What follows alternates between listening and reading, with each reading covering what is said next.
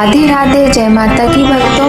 आप सभी का स्वागत करती हूँ स्पिरिचुअल ज्ञान साधना में और आप सभी से अनुरोध करती हूँ कि स्पिरिचुअल ज्ञान साधना को सब्सक्राइब कर लीजिए और बेल आइकन को प्रेस कर दीजिए ताकि आपको नई नई वीडियोस का नोटिफिकेशन। जय माता की राधे राधे भक्तों, कैसे हैं आप सभी लोग। आशा करते हैं ईश्वर की कृपा से सभी लोग बहुत अच्छे होंगे।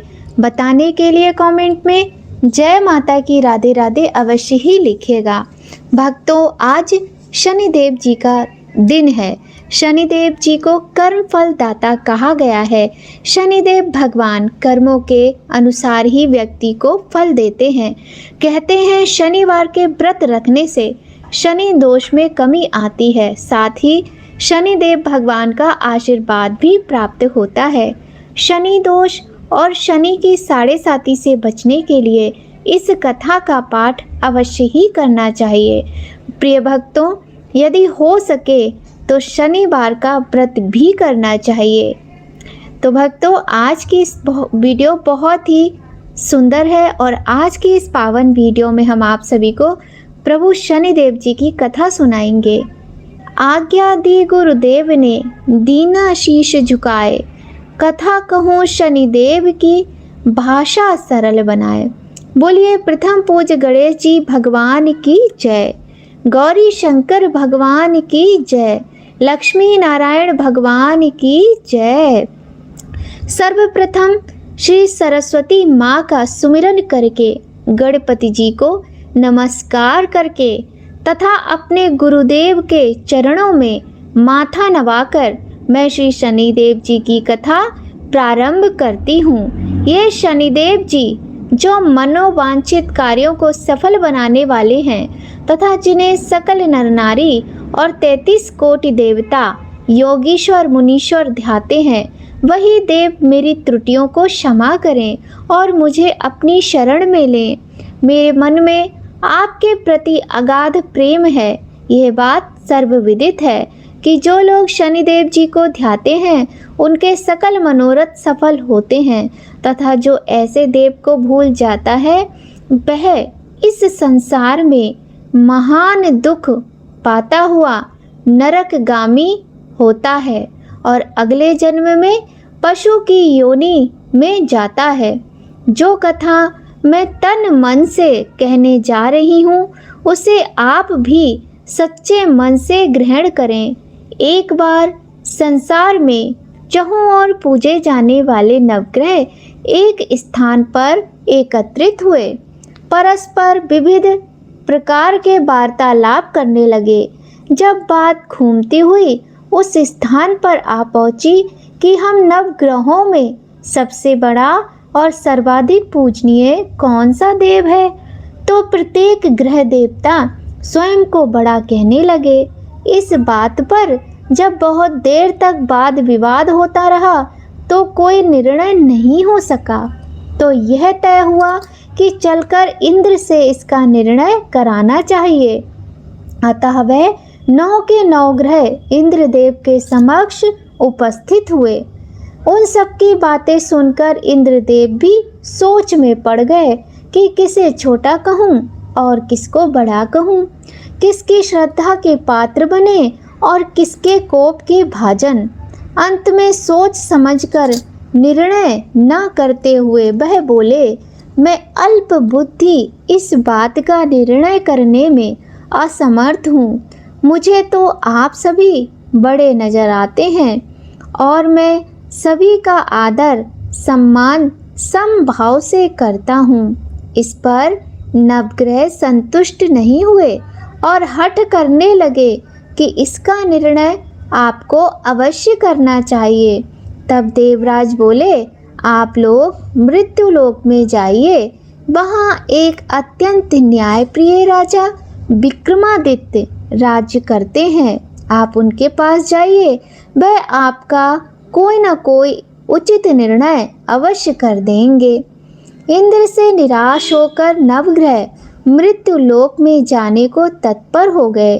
देवराज इंद्र ने जब उन्हें वहां जाते देखा तो प्रसन्न होकर चैन की सांस ली। इस धर्म संकट से निकलना उनके लिए सचमुच ही कितना दुश्वार था। वह अपनी चतुराई से अपने ऊपर आए संकट को राजा विक्रमादित्य पर टालकर बहुत प्रसन्न हुए। उज्जैन नगरी की उन दिनों सारे ही भारत में धाक थी। एक तो वहाँ राजा विक्रमादित्य के दरबार में बड़े बड़े ज्ञानवान लोगों का सम्मेलन होता था, दूसरे उस न्यायप्रिय राजा के न्याय से उज्जैन नगरी का सारे भारत में डंका बजता था। स्वर्ग में जब नवग्रहों का निर्णय ना हो पाया तो वह अपने अपने विमानों पर आरूढ़ हो मृत्यु लोक में आ पहुँचे। ठीक उस समय राजा विक्रमादित्य का दरबार ठसाठस भरा हुआ था। तब नवग्रह वहां जा पहुँचे। नवग्रहों को इकट्ठे देखकर राजा विक्रमादित्य अपने सिंहासन से उठ खड़े हुए और सभी देवों को सम्मान पूर्वक आसन ग्रहण करने को कहा, किंतु राजा के इस सम्मान को किसी भी ग्रह देवता ने स्वीकार नहीं किया। तब विक्रमादित्य ने प्रश्नवाचक दृष्टि से उनकी ओर देखा तो बृहस्पति देव ने आगे बढ़कर दृढ़ स्वर में कहा, हे राजन, हम यहाँ पर तब तक आसन ग्रहण नहीं करेंगे जब तक कि आप हमारा यह निर्णय नहीं करेंगे कि हम लोगों में सबसे बड़ा कौन है। राजा अपने ऊपर आए इस धर्म संकट को देखकर पल भर के लिए घबरा गए, परंतु शीघ्र ही उन्होंने स्वयं को संभाल लिया। उनके मन में एक युक्ति सोची। उन्होंने दरबार में छोटे छोटे आसनों की एक पंक्ति प्रवेश द्वार तक चली गई।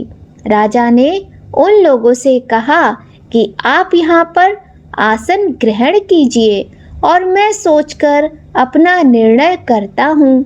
यह कहकर राजा अपने सिंहासन पर बैठ गए। सिंहासन के निकट ही जो आसन पड़ा था उस पर भागकर बृहस्पति देव जा बैठे। उनके अगले आसन पर सूर्य देव जा बैठे। सूर्य देव के निकट चंद्रमा और फिर इसी क्रम में बुध, मंगल, राहु, केतु इत्यादि ने भी अपना अपना आसन ग्रहण कर लिया। पंक्ति में 8वें थे भार्गव, किंतु उन्हें भी संतोष था कि उनके बाद शनिश्चर बैठेंगे, किंतु आसन प्रवेश द्वार के समीप होने के कारण और सबसे अंत में होने के कारण शनिदेव जी उस पर नहीं बैठे। राजा विक्रमादित्य ने सोचा था कि जो ग्रह उस अंतिम आसन पर बैठेगा वह उसी को विनय और दयाशील के आधार पर बड़ा कह देंगे, पर वहाँ तो बात दूसरी ही हो गई। शनिदेव जी अति क्रोधी और विकट स्वभाव के देवता हैं। जब वे नहीं बैठे तो 8 ग्रह खिलखिलाकर हंस पड़े। अपना इस प्रकार से अपमान होते देखकर शनिदेव जी की आंखें क्रोध से लाल हो गईं और भ्रकुटी तन गई। क्रोध से कांपते हुए बोले, राजन, मुझसे बैर लेकर तुमने अच्छा नहीं किया। क्या समझकर तुमने मुझे इस प्रकार से अपमानित करना चाहा है और क्यों मुझे तुम सबसे तले बिठाना चाहते हो? चांद ग्रह का प्रभाव 2.25 दिन रहता है। सूर्य, शुक्र और बुध का प्रभाव केवल आधा मास, सोम और मंगल 2 मास, गुरु 13 मास, राहु और केतु 18 मास रहते हैं, जबकि मैं 7.5 वर्ष तक रहता हूँ। इसलिए हे राजन, अब तू सावधान हो जा। तूने जो अपमान किया है इसका दंड तुझे अवश्य मिलेगा। राजा के कुछ दिन तो आराम से बीते, लेकिन शीघ्र ही शनिदेव जी की कोप दृष्टि फिरी और राजा पर 7.5 आ गई। उन्हीं दिनों एक व्यापारी कुछ घोड़े बेचने के लिए उज्जैन नगरी में आया। सुंदर सुंदर घोड़े देखकर राजा का जी ललचा गया। राजा ने उन्हें खरीदने का आदेश दिया। घोड़ों में एक घोड़ा भंवर नाम का था। राजा उस पर चढ़कर देखने लगे। कुछ देर तक तो घोड़ा राजा को लिए वहीं घूमता रहा, लेकिन फिर सहसा वह भाग खड़ा हुआ। राजा को बड़ा अचंभा हुआ कि घोड़ा एक भयानक जंगल में उन्हें पटक कर अंतर ध्यान हो गया। राजा अकेला उस वीरान जंगल में भटकने लगा। सायंकाल के समय जब राजा को प्यास बहुत अधिक सताने लगी तो वह जोर जोर से चिल्लाने लगा। उधर एक पगडंडी से एक ग्वाला अपने गांव को जा रहा था। वह राजा की आवाज़ सुनकर रुक गया। राजा उसके पास गया। ग्वाले ने उसकी व्यथा जानकर उसे निकट की नदी पर ले जाकर पानी पिलाया। पानी पीने के बाद राजा स्वस्थ हो गया और प्रसन्न होकर उसने ग्वाले को अपने हाथ की अंगूठी उतार कर दे दी और उससे कहा कि मैं उज्जैन का रहने वाला हूँ, यहाँ रास्ता भटक गया हूँ, तुम मुझे रास्ता दिखाओ। तब ग्वाला उसे अपने साथ गांव में ले गया। वहाँ एक मिष्ठान की दुकान पर राजा ने मिठाई खा पी कर भूख मिटाई और दुकानदार को भी एक अंगूठी उतार कर दे दी। दुकानदार के पूछने पर उसने उससे भी यही कहा कि वह उज्जैन नगरी का रहने वाला है और उसका नाम बोना है। फिर वह दुकान के बंद होने तक वहीं बैठा दुकानदार से बातें करता रहा। उस दिन दुकानदार की बिक्री बहुत अधिक हो गई। उसने सोचा, यह पुरुष अत्यंत भाग्यवान है जो इसके आने से आज मेरी इतनी बिक्री हुई है। इसलिए रात होने पर वह उससे बोला कि वह उसके साथ घर चले और उसके साथ ही भोजन करे। राजा भी मान गया। जब वह दोनों घर पर पहुँचे तो दुकानदार की पत्नी ने उनका बड़ा स्वागत सत्कार किया और अतिथि के लिए विशेष रूप से भोजन तैयार किया। भोजन करते समय एक अद्भुत घटना घटी। जहां राजा भोजन कर रहा था वहीं सामने की दीवार पर सोने का एक सतलड़ा चित्र था। सहसा ही वहां एक हार भी टंगा हुआ था, जो कि सहसा हार एकदम से अदृश्य हो गया। दुकानदार के यहाँ एक बांदी थी। उसने जाकर घर की मालकिन से कहा, वहाँ खूंटी पर हार नहीं है। जब बात दुकानदार तक पहुँची तो उसने राजा से बोला। राजा बोला, मुझे तो नहीं मालूम, तुम्हारे और मेरे अतिरिक्त तो यहाँ कोई नहीं था। दुकान वाले ने बोला, सच सच बताओ, हार कहाँ है? राजा ने कहा, मुझे नहीं मालूम। राजा फिर बोला, मेरे पास कोई हार नहीं है। जब कोई निर्णय ना हो सका तो दुकानदार राजा को उस नगर के राजा के पास ले गया। उस नगर के राजा ने जब विक्रमादित्य की भोली भाली सूरत देखी तो वह बोला, यह व्यक्ति कभी चोरी नहीं कर सकता और यह कहकर उसने विक्रमादित्य को छोड़ दिया। विक्रमादित्य जब उसे नगर में यूं ही इधर उधर घूम रहे थे तब उस नगर के एक तेली ने कहा कि वह उसके यहाँ काम कर ले तो उसे वह रहने को स्थान और खाने को सामग्री भी देगा। राजा मान गया और तेली उसे अपने घर ले आया। वहाँ सारा दिन राजा धाड़ी पर बैठा उसके बैलों को हाँकता रहता और तेली बाजार में तेल बेच आता। जब वर्षा ऋतु आई और मूसलाधार वर्षा होने लगी तब धाड़ी पर बैठे हुए विक्रमादित्य ने मौज में आकर ऊंचे ऊंचे स्वर में राग अलापना आरंभ कर दिया। निकट ही उस नगर के राजा का राजमहल था। वहां खिड़की में बैठी राजकुमारी ने जब राजा का मधुर स्वर में गीत सुना तो वह अपना दिल हार बैठी। उसने बांदी को पता करने के लिए भेजा। बांदी वहां राजा को गाते हुए देखकर लौटी तो राजकुमारी से बोली कि वहां पर तो कोई अति सुकुमार नवयुवक बैठा मस्ती में आंखें बंद किए गा रहा है। राजकुमारी ने सुना तो उसने अन्न जल का त्याग कर दिया। रात तक जब उसने कुछ नहीं खाया तो रानी ने आकर उसे बहुत समझाया, पर वह बोली कि वह तो उस गाने वाले से ही विवाह करेगी। रानी ने जाकर राजा से कहा कि राजकुमारी एक तेली पर मोहित हो गई है और उससे ब्याह रचाना चाहती है। राजा ने जब ये सुना तो वो बहुत ही क्रुद्ध हो गया। उसने तेली के घर से विक्रमादित्य को बुला लिया और उसके हाथ काटकर जंगल में फिकवा दिए।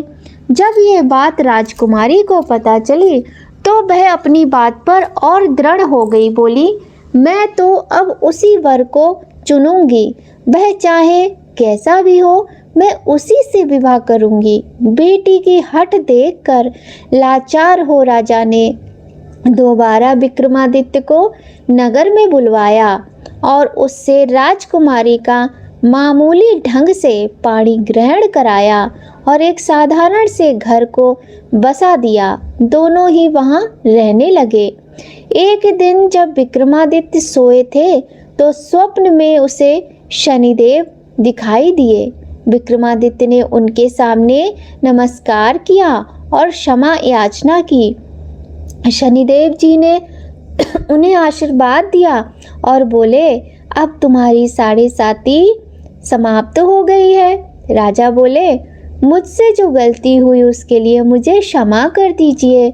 शनिदेव जी ने मुस्कुराकर उन्हें आशीर्वाद दिया और राजा के दोनों हाथ भी वापस आ गए। राजा ने अपनी पत्नी राजकुमारी को रात को जगाया नहीं। वह रात को उसके गले में अपनी बाहें डालकर सो गए। सुबह जब राजकुमारी की आंख खुली तो उसने अपनी गर्दन में बाहें पड़ी देखी और वह चौंक कर उठ बैठी। लेकिन शीघ्र ही उसने जब विक्रमादित्य को जगाया और सब बातों से जब विक्रमादित्य ने उस राजकुमारी को अवगत करा दिया, तब वह वहां के राजा के पास पुनः पहुंचे और उन्हें भी ये बात मालूम हुई। वह भागा भागा आया और उस अपंग को फिर से स्वस्थ देखकर चकित रह गया। उसको भी विक्रमादित्य ने यही कहा कि यह सब शनिदेव जी की कृपा का फल है और विक्रमादित्य ने अपना वास्तविक परिचय भी उस राजा को दिया। सारा किस्सा विस्तार से सुनाया। सुनते ही राजा विक्रमादित्य के चरणों में गिर गया और क्षमा याचना करने लगा। बस यह खबर शीघ्र ही सारे नगर में फैल गई। दुकानदार को जब यह खबर मिली तो वह भागा भागा आया और विक्रमादित्य के पांव में लौटने लगा। विक्रमादित्य ने उसे उठाकर आसन पर बिठाया और कहा, तुम घर जाकर उस खूंटी पर देखो, हार टंगा होगा। सच ही दुकानदार ने देखा तो वहां हार टंगा पाया। राजा ने नौकरानियों के साथ लश्कर समेत विक्रमादित्य को विदा किया। राजा विक्रमादित्य जब राजकुमारी को लेकर अपनी नगरी उज्जैन में लश्कर समेत पहुँचे तो सारी नगरी में उत्साह छा गया। अपने राजमहल में प्रवेश करने से पूर्व विक्रमादित्य ने नवग्रहों की पूजा की और शनिदेव जी को सर्वोच्च स्थान दिया। साथ ही उसने नगर में ढिंढोरा पिटवा दिया कि शनिदेव जी मनोवांछित फलों को देने वाले हैं और नवग्रहों में सर्वोच्च स्थान रखते हैं। इस प्रकार शनिदेव जी को मनाकर विक्रमादित्य ने अपने राज्य, यश और कीर्ति को प्राप्त कर लिया। बोलिए प्रिय भक्तों, श्री शनिदेव भगवान की जय।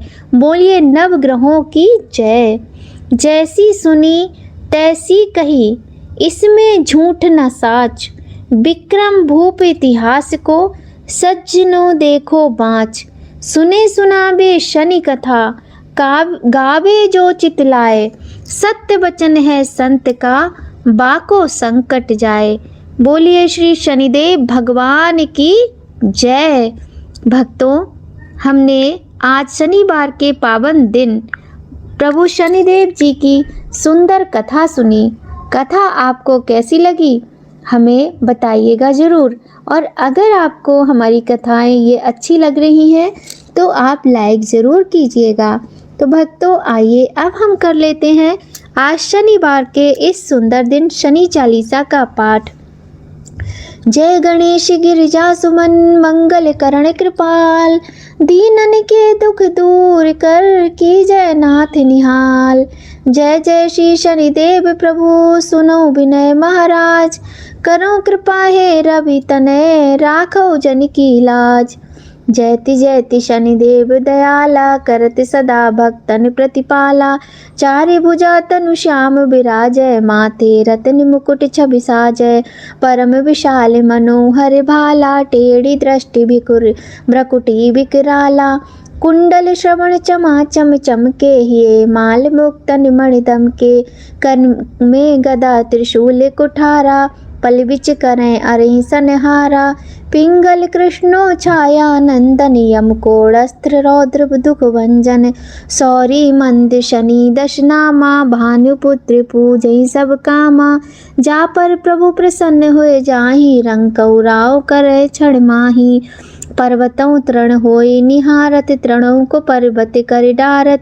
राज मिलत बन रामई दीन्यों, कह के कीमत हर लीन्यों। वनों में मृग कपट दिखाई, मातु जानकी गई चुराई। लखनई शक्ति विकल कर डारा, मचिगा दल में हाहाकारा। रावण की गतिमति बौराई, रामचंद्र सो बैर बढ़ाई। दियो कीट कर कंचन लंका, बज बजरंग वीर की डंका। नृप विक्रम पर तुहि पगुधारा, चित्र मयूर निगल गए हारा।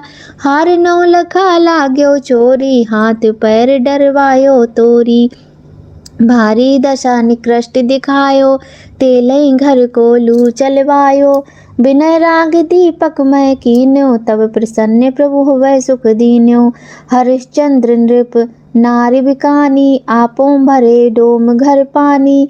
तैसे नल पर दशा सिरानी, भूजी मीन कूद गई पानी। श्री शंकर गयो जब जाई, पार्वती को सती कराई। तनिक बिलोकत ही कर रीसा, न बूढ़ गयो गौरी सुत सीसा। पांडव पर वह दशा तुम्हारी, बची द्रौपदी होई उगारी। कौरव के भी गतिमति मारियो, युद्ध महाभारत कर ढारियो। रवि कह मुख तय धरि तत्काला, लेकर कूद पर्यो पैताला। शेष देव लख विनती लाई, रवि को मुख ते दियो छुड़ाई। वाहन प्रभु के साथ सुजाना, जगदिग्गज गर्दभ मृग स्वाना। जम्बुग सिंह आदि नखधारी, सो फल ज्योतिष कहत पुकारी। गजवाहन लक्ष्मी ग्रह आवे, है ते सुख संपत्ति उपजावे। गर्दभ हानि करे बहु काजा, सिंह सिद्ध कर राज समाजा। जम्बुक बुद्धि नष्ट कर डारे, मृग दे कष्ट प्राण संहारे। जब आवे प्रभु स्वान सवारी, चोरी आदि होए भर भारी। तैसे न चोरी आदि होए डर भारी। तैसे ही चारि चरण ये नामा, स्वर्ण लहो चांदी अरुतामा। लहो चरण पर प्रभु जब आवे, धन जन संपत्ति नष्ट करावे। समता ताम्र रजत शुभकारी, स्वर्ण सर्व सर्व सुख मंगलकारी। जो ये शनि चरित्र नित गावे, कबहु न दशा निकृष्ट सतावे। अद्भुत नाथ दिखावे लीला, करें शत्रु के नश बल ढीला। जो पंडित सुयोग बुलवाई, विधिवत शनि ग्रह शांति कराई। पीपल जल शनि दिवस चढ़ावत, दीप दान दय बहु सुख पावत। कहत नाम सुंदर प्रभु दासा, शनि सुमरत सुख होत प्रकाशा।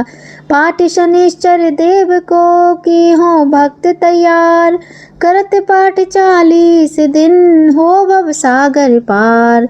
बोलिए श्री शनिदेव भगवान की जय। आइए भक्तों, अब हम कर लेते हैं शनिदेव भगवान की ये सुंदर सी आरती। जय जय श्री शनिदेव भक्तन हितकारी, सूरज के पुत्र प्रभु छाया में तारी।